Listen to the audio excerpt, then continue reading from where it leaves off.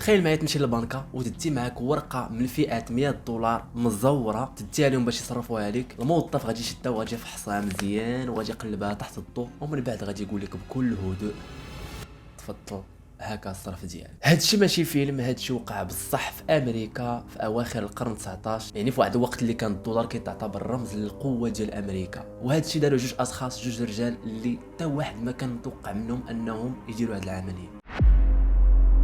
سنة 1897 في ميريكان، بالضبط في ولاية فلادلفيا، بالدوين وتايلور جوج رجال كانوا خدامين في واحد المطبعة، ماشي مطبعة عادية، كانوا كيطبعوا وثائق حساسة عندها علاقة بالحكومة وعندها علاقة بالدولة. واحد فيهم كانت عنده واحد الموهبة في الرسم، كان كيرسم تفاصيل اللي دقيقة بزاف، اللي حتى عينيك ما حلاوش تركز عليهم. نهار على نهار نفس الخدمة نفس الروتين، حتى غيجي النهار اللي غادي يدخل في حياتهم واحد الشخص اللي كيبان انيق، من هضرته كتحس به تايق في راسو وعنده الفلوس، لحقاش هو كان رجل اعمال. عرض عليهم العشاء، ملي تجمعوا في الطبله قال لهم علاش غادي تبقاو خدامين مع الدوله وانتم كتقدروا ديروا واحد الحاجه اللي ما كيقدر عليها حتى شي واحد، يعني كيقصد لهم زعما الطبيع بهذيك الدقه العاليه. علاش ما نمولش لكم واحد المطبعه اللي غتبقى في سميتكم ديالكم وغادي نجهزها لكم باحدث الالات وكل شيء على حسابي. انا فقط بغيت غير حاجه وحده، هي تصايبوا ليها واحد الدولار اللي ما غاديش تفرقوا على الدولار الحقيقي. فدابا انت كنتي بلاصتهم وعندك هذه المهاره ديال الطبيع، يعني الدقه تفاصيل العباد، غادي تقبل بهذه الصفقه ولا لا؟ من طبيعه الحال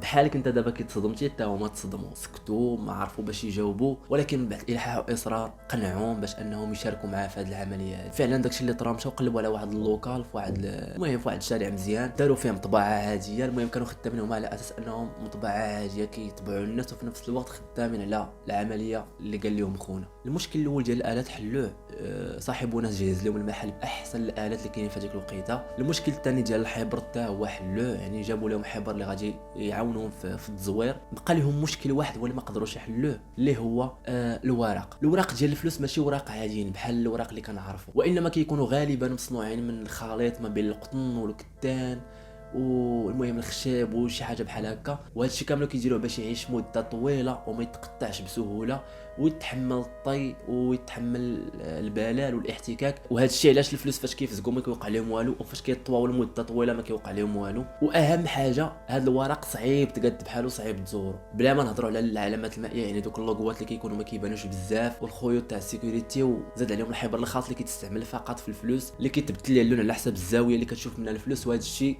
كله باش ما تزورش الفلوس. من طبيعه الحال صحابنا ما غاديش يستسلموا، يعني داروا محاولات بزاف وفشلوا لهم. المحاوله الاولى اللي داروه هما حاولوا يقلدوا هذاك الورق، ولكن بين من الشوفه بان هذاك الورق ماشي بحال الاصلي. المحاوله الثانيه هما حاولوا يشدوا هذاك الورق اللي براسو ويمسحوا ليه هذاك المداد اللي فيه ويطبعوا فوقه، ولكن المشكل اللي طاحوا فيه ثاني هو داك المداد اللي كيحاولوا يحيدوه من الفلوس ما كيتحيدش 100%، كيبقى فيه واحد شويه.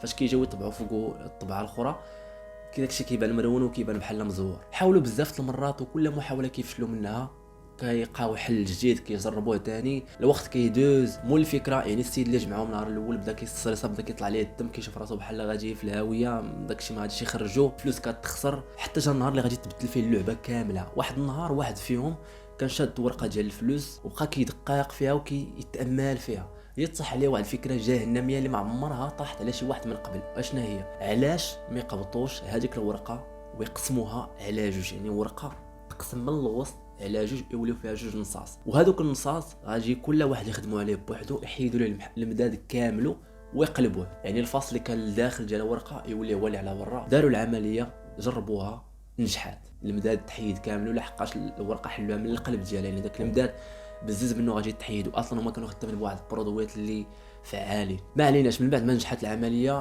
قبضوا واحد الفرقه من فئه $1، قسموها على جوج، حيدوا ليها المداد، طبعوا في كل فاس ورقه من فئه $100، يعني $100 فيها جوج فاس غادي تطبع في النص وفاس الاخر غادي تطبع في النص الاخر. لصقوهم، بقى فقط غير يتيستيوها باش يعرفوا واش داكشي ناجح ولا ما ناجح، يعني ما يمكنش يحكموا عليه، هما خصهم يخرجوه للسوق باش يعرفوا داكشي واش خدام ولا ما خدامش. تخيلوا معايا باش تعرف هاد الناس راه مسطين لاقصى درجه، ما مشاوش للستاسيون، ما مشاوش لمحلات عاديه، ما مشاوش لمرجان كارفور، المهم العباد بحال هادو باش يجربوا فيهم واش الفلوس غادي تدوز ولا لا، مشاو للبنكه ديريكت، يعني المنبع ديال الفلوس. ما مشاوش هذوك جوج رجال، مشى هذاك خونا مول الفكره هو اللي مشى دا هذيك ال 100 دولار المزوره، دخل عندهم البنكه قال لهم بغيت نصرف هاد 100 دولار، حطها لهم. السيد كي قلت لكم في الاول ديال الفيديو بقى كيقلبها، المهم ما لقى فيها حتى شي مشكل، صرفها ليه وعطاه 100 دولار مصرفه. رجع عندهم للدار، ما تخيلوش معايا الاحتفال والفرحه اللي عاشوها في هذاك النهار، يعني من بعد هاد المجهودات كاملين اللي داروا نجحت لهم العمليه. فكايها المجرمين اللي كتعرفوا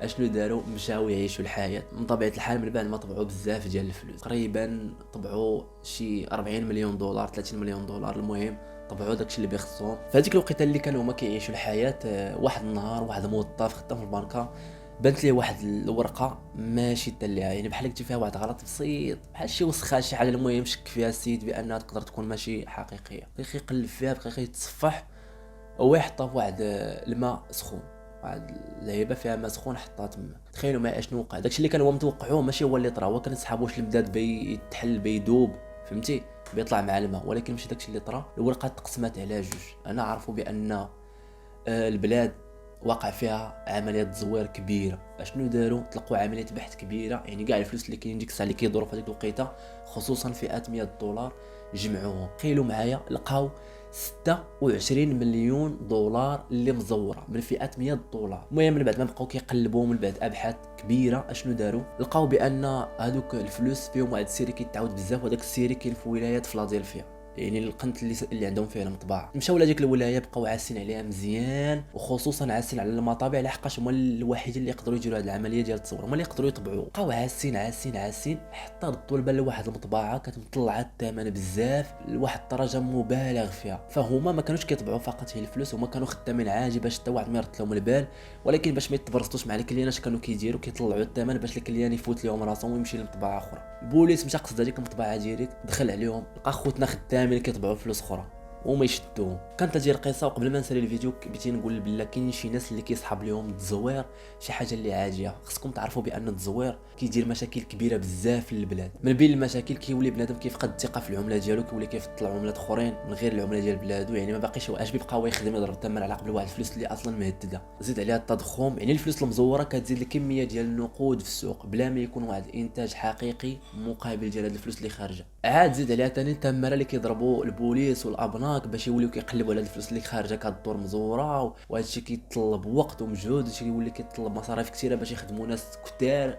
باش يحاربوا هذا الشيء هذا. والطامه الكبرى هي المستثمرين اللي كيدخلوا مثلا يستثمروا عندك في بلادك، فاش كيعرفوا بان واقع لك مشكل ديال الفلوس والتزوير، فراه هو كيفراني ما كيقدرش يغامر معاك لحقاش انت عندك مشكل، واللي هو الفلوس عندك ما مستقراش ما مقاداش، يعني عدم الاستقرار المالي. فهما باش يتفاداو هذه المشاكل كاملين اللي قلت لكم كيطبعوا هذيك الطباعه ديال الفلوس، كتكون خاصه سريه فيها شي حوايج اللي انت ما يصحوش لك على بال.